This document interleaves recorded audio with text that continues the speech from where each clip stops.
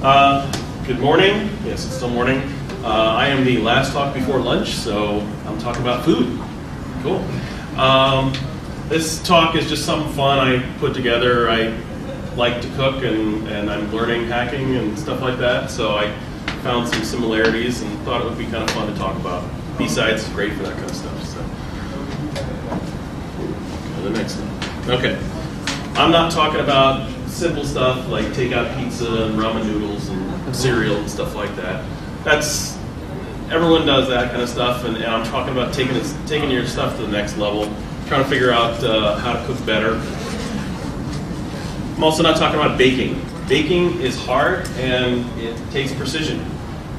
Cooking is something you can do with all sorts of stuff, and you can experiment and play around with things.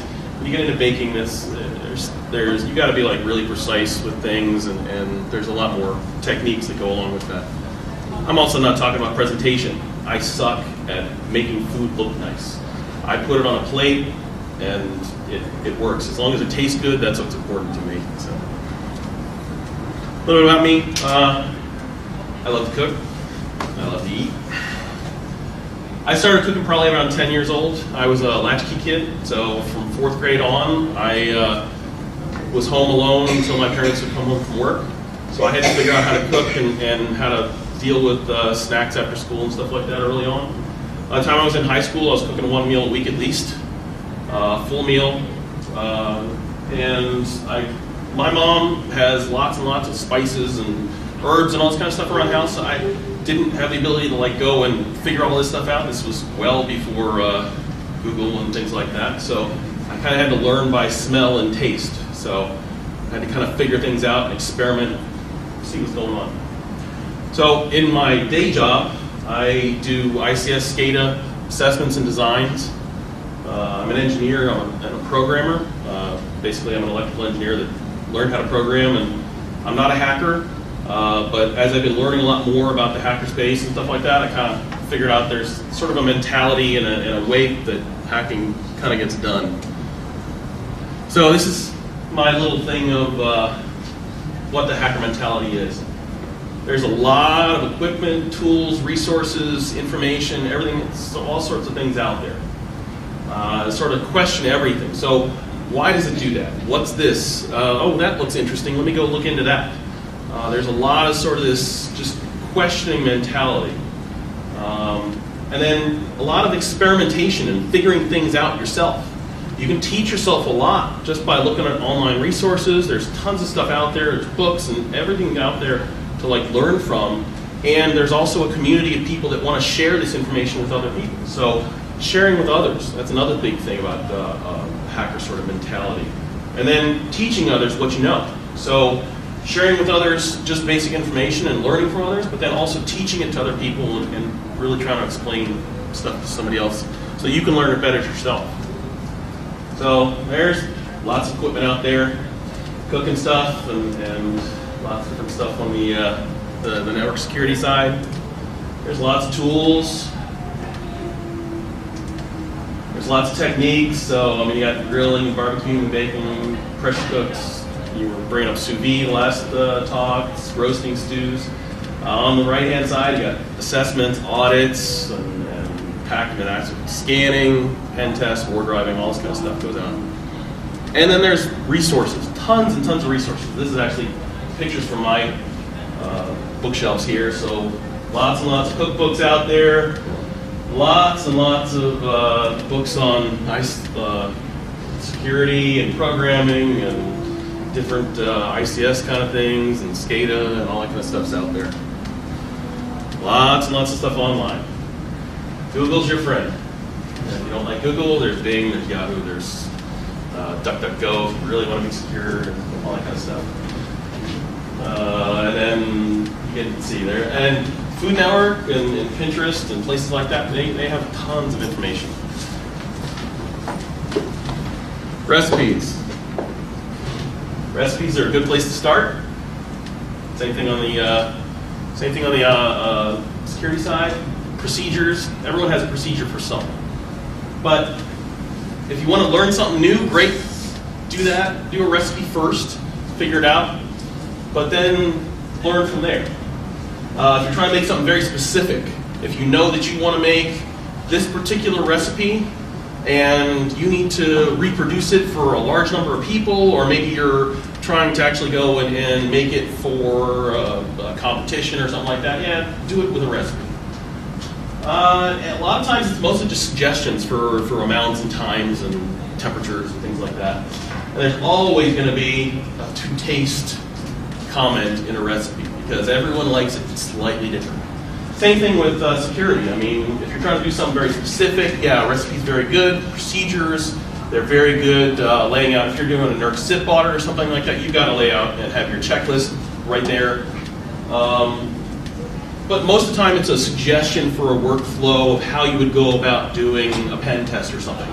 Okay, you know, for a pen test you're going to start with OPSEC and then you're going to do some social engineering or something like that, and maybe a vulnerability assessment. You start out with a ping sweep and then you'll do some sort, or you'll do passive scanning first, then you do a ping sweep to figure out what devices are out there, and then maybe you move on to an Nmap, a low bandwidth an Nmap scan or something, and so that kind of stuff. But then there's always going to be something you find in that vulnerability assessment that is something you want to investigate further. Some device did something you didn't expect, and so now you want to investigate further. So now you go and you have to adjust what you do and the procedure you follow based on what you actually find during your assessment. You're always going to have requirements and constraints. Cooking, maybe you're dealing with kosher, halal, vegetarian or vegan, low salt, no salt, allergies, all sorts of things.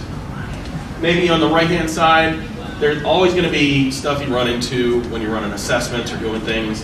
Oh, you can't touch that system over there. That's too fragile and it won't handle anything. Or this is out of scope. Maybe you're doing. Maybe a company comes to you and says they want a pen test. Well, do you really want a pen test, or do you just want a vulnerability assessment? Do you actually want us to go and do social engineering on your employees? Do you want us to do a hardware or like a physical pen test on it where we actually look for places where you've got the unlocked doors and your guard gates and stuff like that on them? So it's those kind of questions and constraints that you run into all the time.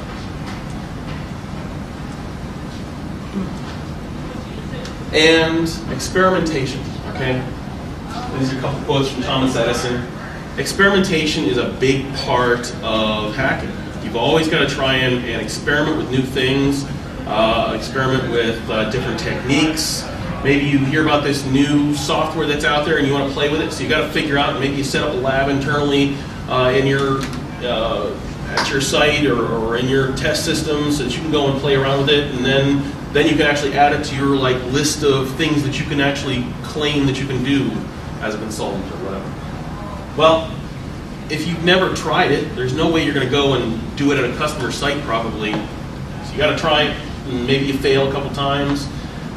Same thing with cooking. You're going to fail, or what is considered not what you were looking for. So maybe you went and you went to try and do this particular recipe or something like that, and you threw in something, maybe too much salt, and then you had to change it because you needed to throw in some potatoes or something like that to absorb the salt, or then you had to change the recipe some, or you threw in a little bit this other thing, or so there's always going to be problems that you run into in cooking, and you got to kind of roll with them and go with how things work. Just recently, I made the mistake of trying to put. I didn't have milk, so I was making tuna casserole. I didn't have milk on site, but I had vanilla almond milk. It tasted horrendous. It was an experiment to see if it would work, and it didn't quite work out the way I thought. I couldn't stand it. It turned out, actually, one of my relatives did like it, so they said they took the whole thing. So I didn't like it. It didn't end up how I thought it was a failure, but they liked it. So a couple of examples of things that I found that are good things to play around with and experiment with. So pizza and rice. Pizza. Okay. You can go to a restaurant and find all sorts of stuff, and pizza at a restaurant tastes great. When you get it actually at the restaurant, you don't take it home, it typically tastes outstanding. Why is that? Typically it's heat and it's the dough. heat. At home, when you make pizza, you can get your, they'll a lot of times say to put your oven to 400. Okay, that's great. A pizza oven is typically 650 or higher. If you're dealing with a brick oven pizza, that's up to 1,000. You're not going to get your typical in-house oven up to those temperatures. So what do? Well, it turns out your broiler can actually get up to those temperatures, or at least 600 typically. And if you got a self-cleaning oven, you can really get it up if you really wanted to try it. But a broiler and an oven will get around 600. So cook it for the base at about 400. And then when you're trying to get that nice little crispy, crunchy, like burnt cheese on top, put the broiler on for 2 minutes at the very end. Cooks nice pizza. Grills also work really well. I get my grill up to 800 degrees. So they cook really well. Now, you got to pay attention to it and learn how to do it. Again, you got to experiment and play around with stuff. But you can actually cook some really good pizza on a grill. The dough, that's another one of the things. Reproducing at home, it depends on what level you want to go to. Are you going to be Alton Brown and go and make your own dough from scratch at home? Well, yeah, if you want to try that, but I'd suggest a couple methods first before you do that. Now you can go out and buy bubbly crusts, or like most grocery stores will have their own brand of crusts, and they're okay. If you do buy one, you probably want to buy one that's uncooked because it will actually cook in the oven better. But I have gotten into now buying fresh dough and rolling it out myself. And with that, you can actually you can get some really good pizza and stuff that will taste a lot like a restaurant quality pizza at home. And then scratch, you can go and there's tons of recipes online to find how to make your own dough. I haven't gotten there yet. But, rice is another one. There's plenty of ways to make rice. Why do you do it the way you do? Uncle Ben says so. Probably not. It's actually that's actually not one of the best ways to make rice. And then, why does rice end up like this big ball of goo most of the time? Yeah, it's okay, good when you first make it, but then give it half an hour and it turns into this big block. Well, a lot of times that's because of starch.